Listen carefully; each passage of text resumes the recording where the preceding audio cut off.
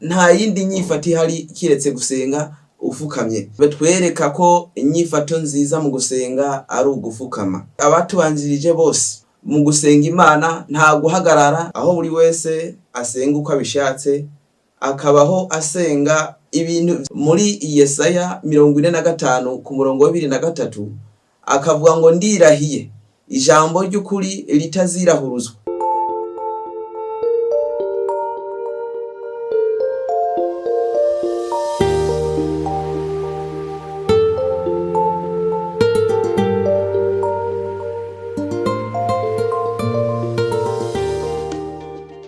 Ndabaramukije mwebwe mwese abakunzi b'ibiganiro byacu by'ikanguro n'ubugorozi. Muri kano kanya tugiye kwigana amajambo y'Imana, ubwo tugiye kurabira hamwe ingingo itubwiye ngo niyihe nyifato nziza yo gusenga. Muri kino gihe cyacu turimwo, isi irarushe, isi isigaye imeze nk'aho ibintu byose by'Imana bimeze nka modernite, aho buri wese asenga uko abishatse, akabaho asenga nk'umusirimu. Rero tugiye kurabira hamwe bimwe mu vyanditswe bitwereka ko hari inyifato ya nyayo yo gusenga.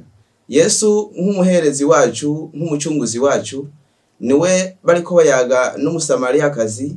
Muri Yohana 4:23 niho ariko aramuyagisha amubwiye ngo igihe kiraje aho abasenga bose bazasenga Imana mu mpwemu no mu kuri. Ubu abantu benshi barasenga ariko ntabwo basenga mu kuri. Uzubona umuvugishwa n'Imana kugira ngo aravugishwa mu gukiza umuntu, agasenga amuhagaze hejuru, agenda kubita umuntu, agasenga Imana ndetse anayitegeka. Imana mu kuyisenga ntabwo ari kuyitegeka, kandi Imana ntabwo bayisenga bahagaze nk'uko benshi bavyiyumvira. Abantu benshi iyo baba bariko basenga, barasenga ariko uburyo basengamwo ntabwo Imana ibwemera. Tugaragaje kuraba duhereye mu bakurambere bacu ba Aburahamu mu Itanguriro 17 ku murongo wa 3, niwe mu gusenga yarasenze kugira ngo baganire n'Imana, yaramanza agasenga ariko agasenga afukamye.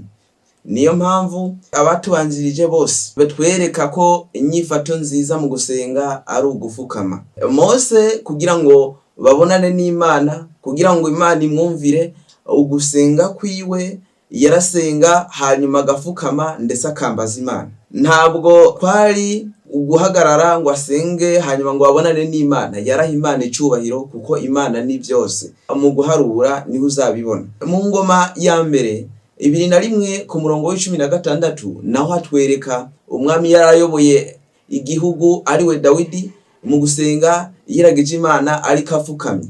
Igituma ndababaririye ivyo, hari abantu banka gusenga bafukamye ngo impuzu zabo zacyafura, hari abantu banka gusenga bafukamye ngo babasevye, ahubwo imbere y'Imana inyifato nziza yo gusenga nk'uko yavuze muri Yesaya 45 ku murongo wa 23 akavuga ngo ndirahiye ijambo ry'ukuri ritazirahuruzwa, ko amavi yose, indimi zose zizafukama zikansenga. Iyo tuba dusenga birasaba ko uko usenga uba wisunze ivyanditswe, ko ivyo usenga biri mu kuri, inyifato yo gukoresha Imana yemera. Nico gituma amavi yose yo ngaha mu isi, yaba umwami, yaba umupasteri akuze, ikimenyetso cerekana ko wubasha Imana kugira ngo Imana ikumvire nuko mu gusenga wafukama.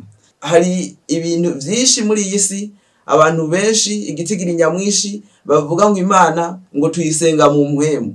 Koko Imana kuyisenga mu mpwemu ni ivy'ukuri, ariko no kuyisenga mu kuri. Uhora ubona bamwe mu gusenga bagasenga bataniyumviriye, akaba ari isengesho ryahimbwe, ikaba ry'umugenzo, yaba anasinzira akasenga ngo mwaramutse, ariko bitari mu kuri, akabisenga bitamurimwo kandi Imana itavyemera. Twaraje kuraba Daniyeli wewe no gusenga yarafukama ndetse akanasenga gatatu ku munsi. Hari abantu rero bashika mu bigeragezo ugasenga uko ushatse ngo ni kwera uri mu bigeragezo. Ya Imana ni yicubahiro nkuko yirahiye ngo amavi yose, indimi zose zizafukama zisenge, niko bisabwa nawe naho kufukama ugasenga. Niyo nyifato nziza.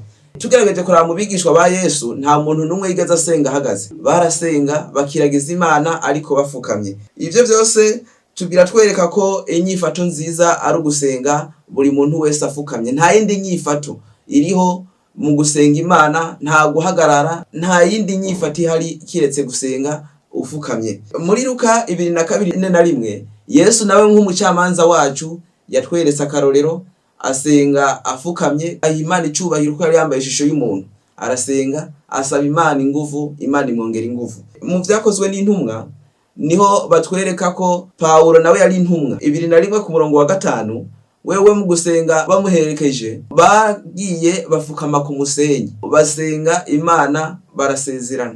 Uzobona ngo wambaye impuzu ngo z'agaciro, wambaye ibintu bitotuma umufukama, ariko inyifato nziza ntabwo wasenga uhagaze. Iyo ni ingingo yerekana ko amadini menshi atubaha Imana, kwaba mu gusenga, kwaba mu buryo biyifata. Ugasanga umuntu mu gusenga muhira iwe agasenga ari mwitiro, agasenga ibintu bitamurimo. Niyo mpamvu buri wese ndamutumirira kubaha Imana, kuyiha icubahiro, ndetse uburyo asenga akaraba ko ivyo ariko asenga biri mu mpwemu kandi biri no mu kuri. Ntabwo Imana isengwa nk'uko yiboneye, ugasenga kubera ngo winezeze. Abantu benshi basigaye basenga Imana nk'ari kwinezeza, nk'aba ari ibintu vyo kujya kw'ifoto. Ntabwo gusenga Imana ari ibintu nk'ivyo. Rero Imana ikomeze kubumvisha vyinshi, ikomeze kubatahuza impano nziza yo gusenga mu izina rya Yesu. Ivugurura n'ubugorozi n'ibintu bibiri ariko ntibitandukana. Niba ushaka kugorora banza wivugurure, nihuza karumuri ngo wemerwa n'Imana.